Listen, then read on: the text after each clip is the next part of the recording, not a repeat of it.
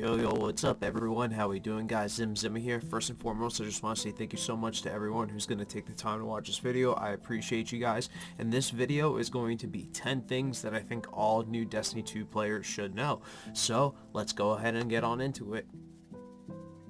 Alright guys, so for number one, we're going to be talking about characters, their subclasses, supers, and their abilities. The three types of characters that are going to be in Destiny 2 are going to be Warlocks, Titans, and Hunters. Next, we're going to have the subclasses. The subclasses are going to be separated into elements, which are Stasis, Solar, Arc, and Void. Alright guys, so the subclasses are going to have supers, and they're also going to have abilities for each subclass. Now pay attention here. There are two supers for Arc, Solar, and Void, and then there is one for Stasis. Arc, Solar, and Void will have 3 skill trees, whereas Stasis is a little different. Stasis has abilities like the others, except it's a little bit more customizable. I highly suggest going ahead and just pouring countless hours into the game and figuring out which ones are the best, exactly like I have. Number 2 is going to be different types of activities. Destiny 2 is going to throw a lot of things at you, and I hope you're sitting down for this. Might as well get your handy dandy notebook out. Alright Blue? I'll split the activities into 2 categories for pure sake of my attention span and sanity right now. There are generic activities, and then there are endgame activities. The endgame activities are the good.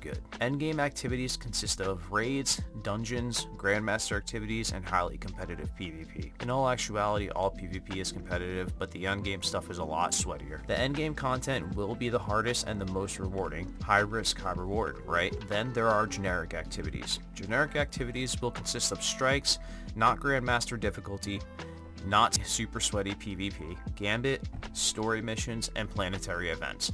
Both endgame and generic activities will give you rewards, except the endgame is that much better. We will cover rewards later in this video. Now for number 3, learn how to level up and level up properly. By all means, I'm not telling you how to play the game. This is what I have found to be the fastest and most efficient way to get to the highest level as quickly as possible. Let's be real, it can take a long time to level up to the season power cap in Destiny 2. The 2 main type of rewards that will increase your power level or light level will be power rewards and pinnacle rewards.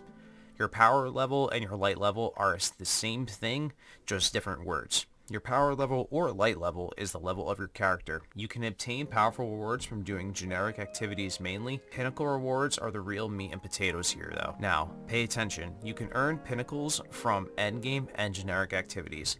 I highly suggest doing powerful rewards first. When I say that, I mean do all the powerful rewards on your character and then progress to pinnacle rewards. When you're doing pinnacle rewards, do your generic pinnacle activity rewards first, and then you can do the endgame pinnacles. The reason why I say that is because the endgame pinnacles give you a higher reward than the generic pinnacles do. Mind you, that 90% of activities reset every Tuesday, 1 p.m. Eastern time, so every Tuesday you will get the opportunity to earn more rewards from the same activities again.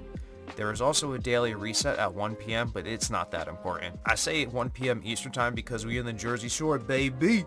Number 4 Right, now for number 4. Number 4 is quests, bounties, and materials. Unless you've been living under a rock for the past 10 years, Patrick, you know what quests are. Not every game has bounties, so I'll give you a pass on that one. Your quests and bounties can be accessed via your director screen. Your quests will be on the left side, your bounties will be on the right side. Quests will be for story missions, exotic quests for exotic weapons and or their catalysts, new abilities, and or new seasonal activities. Now, bounties are tasks that you perform throughout the game to earn XP, materials, and or rewards. Bounties can be obtained from vendors throughout the game.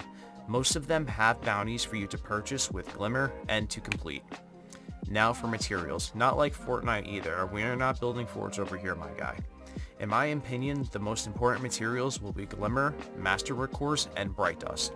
There are also plenty of other materials in the game. I just mentioned those 3 because those are the ones that I use the most. There is also silver, but that's the stuff you use your mom's credit card to buy. It's okay, we've all done it before. The 5th Alright, so number 5 is Engrams and... What are those? I wasn't lying when I said that Destiny 2 will throw a lot of things your way. I bet you wish you had that notebook now. There are multiple types of engrams, and those engrams are rare, Legendary, Umbral, Prime, Exotic, and Bright Engrams. Rare Engrams are for the foo-foo stuff. We don't even want it. Get it out of here, dismantle it, put it in the trash. Next is Legendary. Legendary can be good if you get a good item with a good roll, and they do have the potential to be just that. Engrams you get from completing any type of activities, either endgame or generic activities. Prime Engrams are going to be the higher level Engrams that you get. That doesn't mean that the stuff will be better. Personally, I use them mostly to get a higher power level. It's exotic, so it always has to be good, right? Plot twist, some of them are trash though. Umbral Engrams pertain more towards weapons or armor that go with the corresponding season, and they let you farm a little bit more for specific roles for said armor or weapons for that season. Bright Engrams are really mostly cosmetic things, armor ornaments, exotic ornaments, emotes, shaders, ships, and such. The Bright Engrams have a specific vendor, and if you've played a game that has a store, then you know exactly what this is. Number 6. Alright, number 6, let's talk about some guns. Alright, so weapons is a topic that I could cover in a 3-hour video, but we won't do that today. I have ADD, so I'm already losing myself. Squirrel! There are a lot of different types of guns in the game, such as snipers, sidearms, rocket launchers, and such. Mainly, I would classify them as ammo types for now. There are primary and kinetic. Primary and kinetic are both the same thing, they are just different terms. There are energy weapons and also heavy weapons. You will only be able to equip 3 weapons to use at a time, 1 per slot. You can have backups, but you need to open your character screen and swap them out. If you do swap them out, you risk losing your ammo. That only pertains to your energy or heavy weapon. Each weapon will have a set of perks. Similar weapons will have similar perks. However, all rolls are random. There will be weapons that are better for PvE, some better for PvE, and some that excel in both.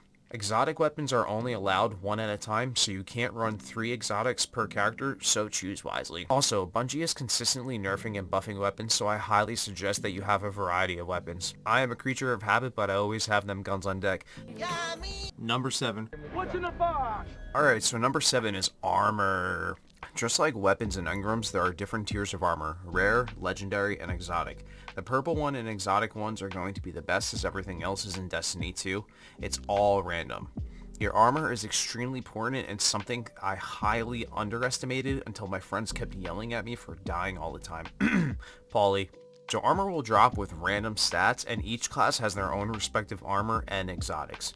Each class also has a class item. Hunters get cloaks, warlocks get bonds, and titans get marks. So you can't use titan armor on a warlock. Sorry to burst your bubble. Armor comes rolled with stats such as mobility, recovery, intellect, discipline, resilience, and strength. Each one has a different purpose, and each class is affected differently from said stat. So mostly endgame activities and pinnacle rewards will give you the best armor with the best stats. Mind you that everything is random rolls, so don't expect that good item every single time. Low expectations never get disappointed, am I right? Oh yeah, and armor is that much better with mods.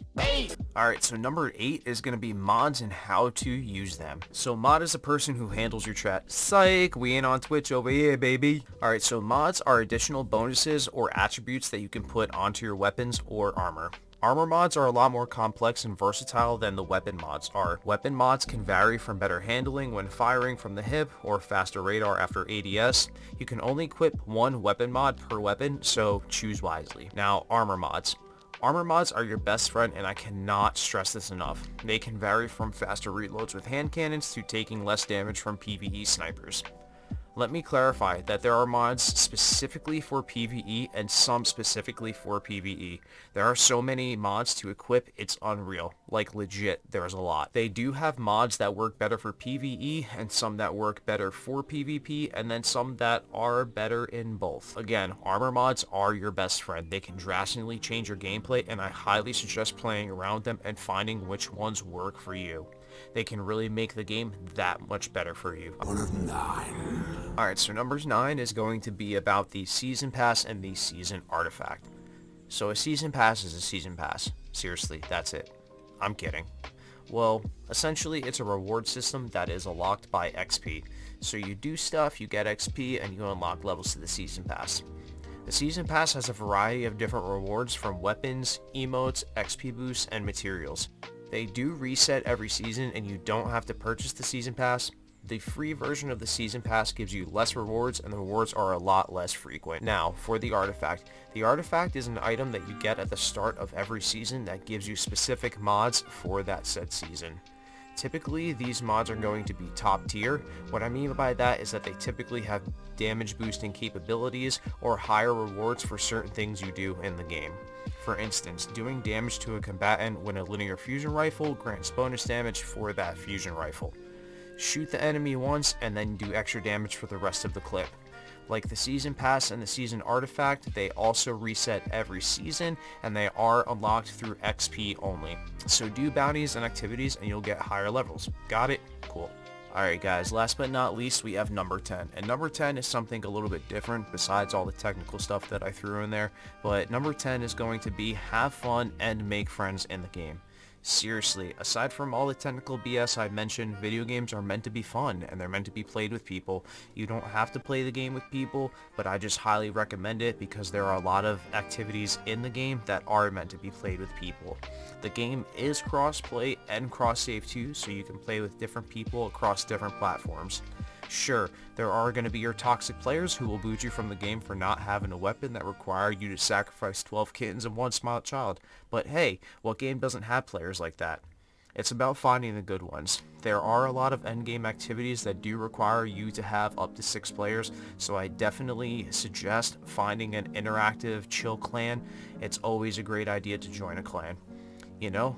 To find those friends, do those corny emotes with the people at destinations, boot people off the map when they're AFK, and most importantly, have fun and enjoy the game. I cannot stress this enough. The game is meant to be played, it's meant to be fun, and it's meant to be played with friends. All in all guys, Destiny 2 is a huge game with plenty of content to come, and still plenty of content throughout the game. Games like this can be intimidating to people who want to get started and worry about what the hell am I even supposed to do. I really hope that someone finds this video helpful. Again, this is just my opinion on things that could help new players get more familiar with the game and how it works. Sorry mom, Destiny isn't a phase, it's a lifestyle. So thank you for taking the time to listen guys. If you guys have any tips or tricks yourself, let me know in the comment section down below. If you'd like to see more content, please hit that subscribe button and hit that bell for all notifications. I really hope you guys have a great day. Enjoy the rest of your day guys. I love you. Zim Zimma out.